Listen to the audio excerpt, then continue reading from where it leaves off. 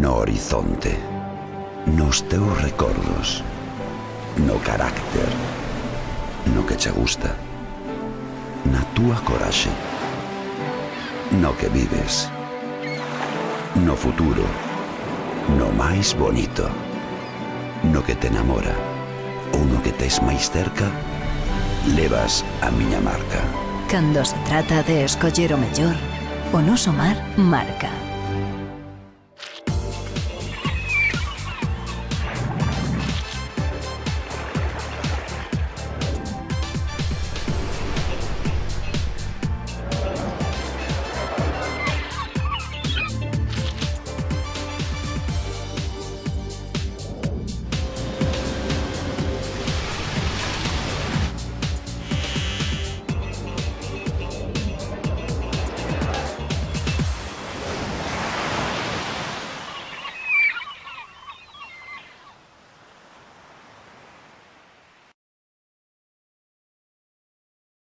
A sentenza emitida polo Tribunal Superior de Xustiza de Galicia establece unha indemnización de máis de 400.000 euros.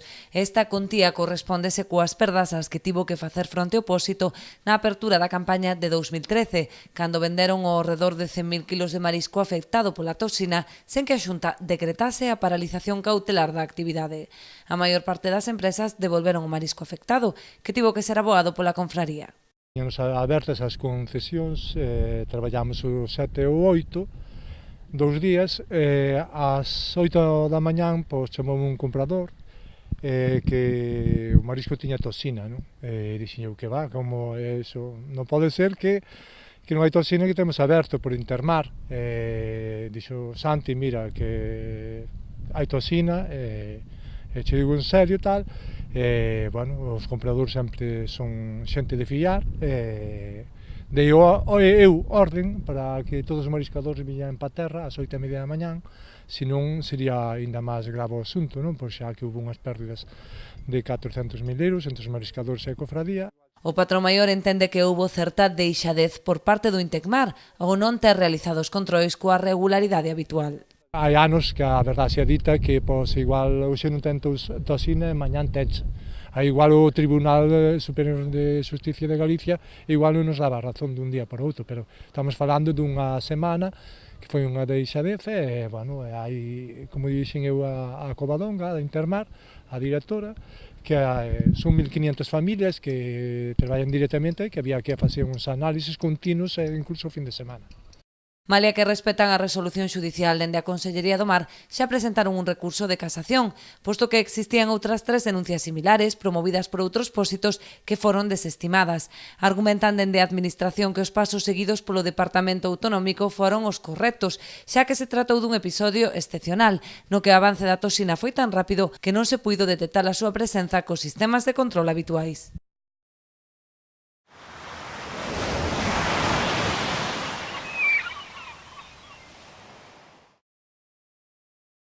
O Instituto Tecnolóxico para o Control do Medio Mariño, o Intecmar, e o Centro de Investigación Mariña, o CIMA, ambos da Consellería do Mar, participan nunha investigación co obxectivo de que Galicia siga como referente mundial na aplicación do método químico de análise de biotoxina mariñas. Covadonga Salgado, directora do Intecmar, compareceu no Parlamento Galego para dar conta da investigación, que terá un investimento de 153.000 euros. En a sede do Instituto en Vilaxoán explicounos a esencia do método. É unha acción que se prolongará durante 3 anos, é dicir, chegará ata a primavera do 2020. Se trata de afondar en métodos químicos. Métodos químicos, tanto o actual método químico de toxinas lipofílicas, o método químico das toxinas paralizantes, que previsiblemente pase a ser método de referencia na legislación europea en breve, e finalmente outros métodos para detectar toxinas emerxentes, como poden ser as tetrodotoxinas, as palitoxinas ou as ovatoxinas. O obxectivo é mellorar os métodos de análise da toxina lipofílica e reducir así os tempos dos procesos. É un método que para un programa de control como o noso, que require un elevado número de mostras, pois certamente é un pouco farragoso. Por que? Porque, dado que o método non inclúe etapas de limpeza do extracto, moitas impurezas do extracto van aos equipos, e os equipos tense que parar, hai frecuentes interrupcións no fluxo de traballo por mor de que hai que limpar os equipos, parar os equipos para hacer operacións de mantemento, non?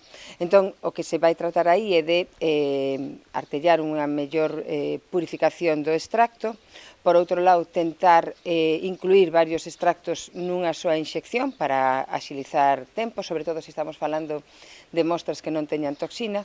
A directora do Intecmar valorou tamén ante as nosas cámaras a sentenza do Tribunal Superior de Xustiza de Galicia que ven de condenar a Consellería a pagar 400.665 euros á Confraría de Noia polas pérdidas ocasionadas pola tardanza en decretar o peche da ría pola presenza de toxina na campaña de 2013. O bioindicador por excelencia é o mexillón de batea.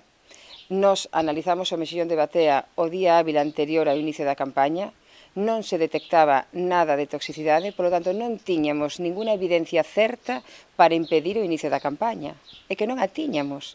É verdade que a sentencia di que había toxina na ría de Bayona, na ría de Vigo, na ría de Pontevedra. Home, se pechamos a ría de Muros porque haxa toxina na ría de Pontevedra ou na ría de Vigo, pois supoño que estaríamos prexudicando moitísimos mariscadores das rías do norte. A Consellería do Mar xa recorreu a sentenza do Tribunal Superior de Xustiza.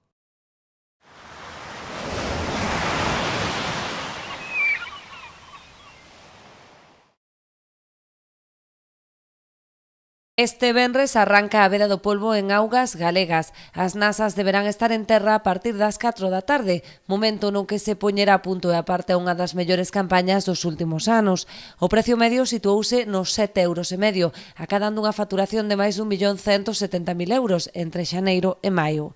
Aínda que o número de kilos descargados foi menor que no mesmo período do ano anterior, o volume de vendas é prácticamente o mesmo debido ás altas cotizacións acadadas na presente campaña. Bueno, pois o aumento do precio medio foi espectacular, de 6,11 pasou a 7,51, bueno, unha barbaridade. Sin embargo, claro, non houve tanto polvo como o ano pasado descargáronse prácticamente neste mesmo período 200.000 kilos, este ano 160.000. O importe prácticamente é o mesmo, 1.200.000 euros. As expectativas de cara á reapertura tras a veda fixada para o día 3 de xullo son incluso mellores. O segundo semestre sole ser mellor que o primeiro, porque non sei por qué, se non houve inverno, un inverno moi floso e tal, e o pulpo últimamente escasea. Queixanse os que van ao pulpo de que non hai o pulpo que había o ano pasado. O ano pasado, vamos, foi espectacular, fomos a primeira lonxa de Galicia en venta de polvo, o precio medio subeu, pero bueno, é que vemos que este ano vai por o mesmo camiño. Malia que a Federación Galega de Confrarías consensuou con Mar unha veda de mes e medio no presente plan de explotación, o debate sobre a duración do paro segue a confrontar ás confrarías. Mentres en Ribeira son partidarios dunha veda curta, dun mes, noutros pósitos como Muros apostan por prolongar este paro mesmo ata os 3 meses para garantir a recuperación real do recurso.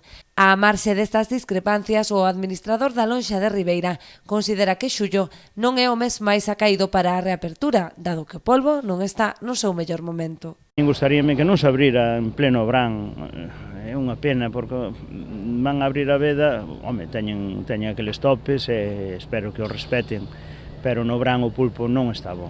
O pulpo non está bo, iso é o malo. Unha persona que come pulpo quer comer pulpo, que lle sepa a pulpo e que este rico.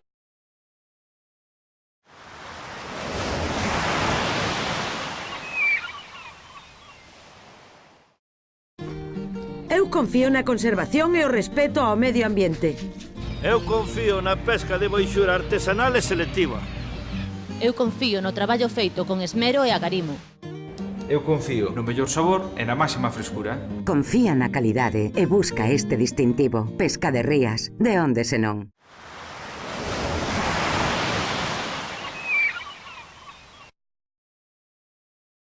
Ademais da restrición do acceso a vehículos non autorizados, a zona portuaria de Portosín está pendente de outras melloras que xa abordaron Confraría e Concello e que próximamente farán chegar a portos de Galicia. Entre elas destaca a instalación de novos pantaláns, a actuación cuxa adxudicación xa está en proceso. Outra das solicitudes refírese á necesidade de mellorar as condicións de traballo das redeiras. Propoñen a ampliación da actual nave ou mesmo a construción dunha nova, ante as deficiencias que presenta.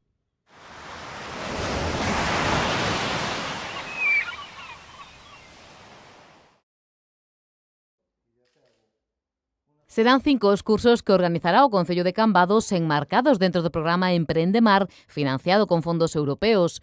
O primeiro será a próxima semana, está dirixido a mulleres e o seu nome deixa claro o obxectivo do mesmo, a aplicación das TIC ás actividades tradicionais do sector marítimo pesqueiro. É un curso para, digamos, fomentar dentro do sector mariñeiro ou utilización das novas tecnoloxías, o uso das TIC dentro do sector mariñeiro e tamén de posibles empresas que se podan crear ao redor destes novos usos das novas tecnoloxías. A día de hoxe hai xa 17 persoas apuntadas e ten un límite de 24, así que aquelas mulleres interesadas poden anotarse aínda na páxina web emprendemar.gal, no Concello Cambadés ou na Confraría de Pescadores. O curso será totalmente gratuito e terá unha duración de 5 tardes do próximo luns ou próximo venres das 7 da tarde ás 9 da noite. Vamos centrar principalmente no que son as redes sociais a nivel empresa, non?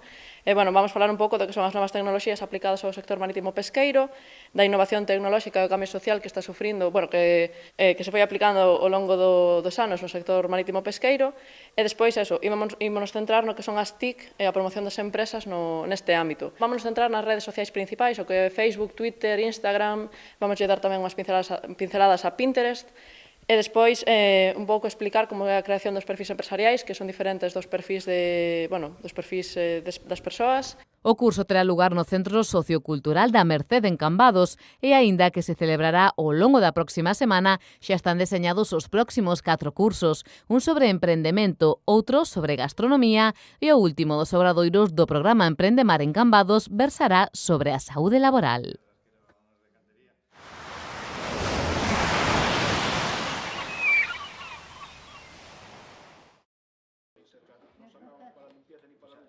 Os amantes da vela teñen unha cita ineludible o 27 e o 28 de maio. Esa fin de semana disputarase o Gran Trofeo Faro de Corrubedo Regata Ramiro Carregal Rei, unha das competicións náuticas máis importantes de Galicia.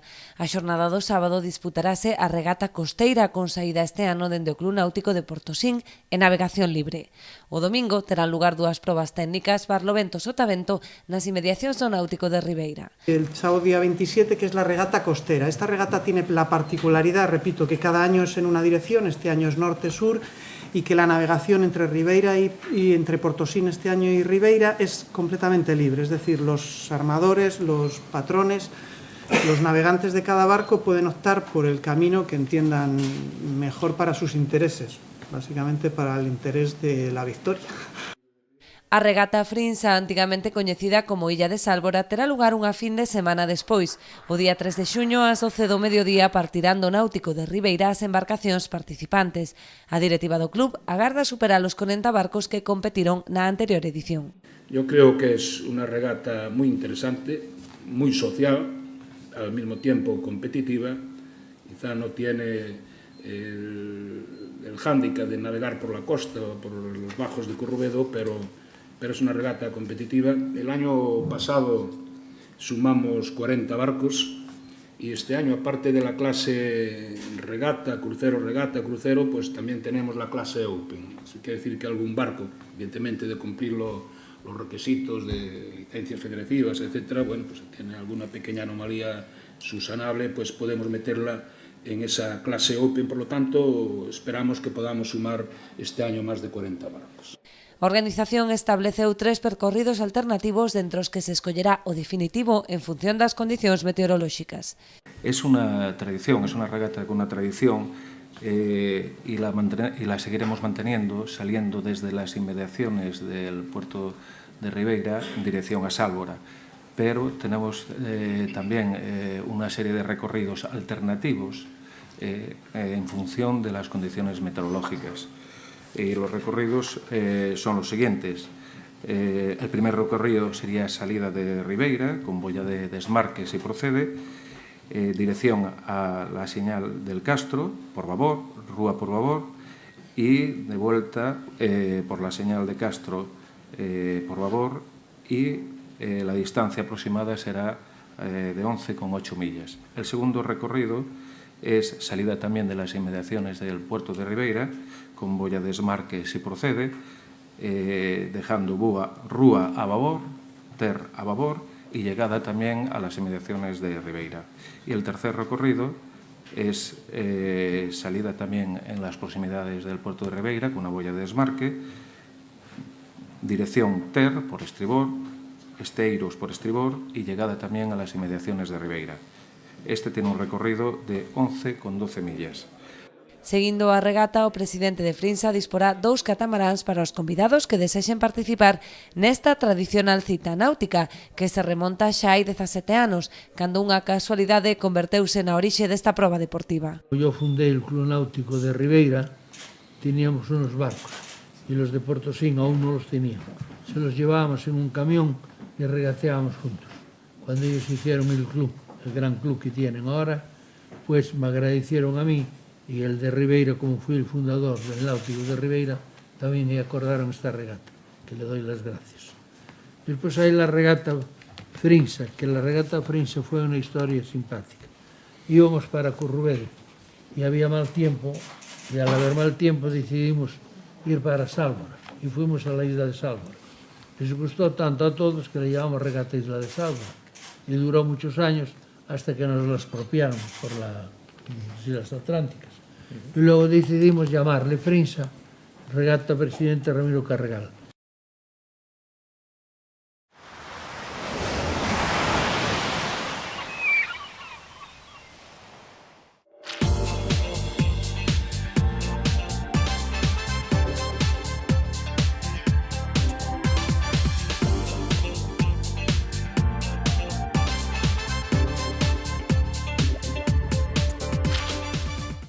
No horizonte, nos teus recordos, no carácter, no que che gusta, na túa coraxe, no que vives, no futuro, no máis bonito, no que te enamora ou no que tes máis cerca, levas a miña marca. Cando se trata de escoller o mellor, o noso mar marca.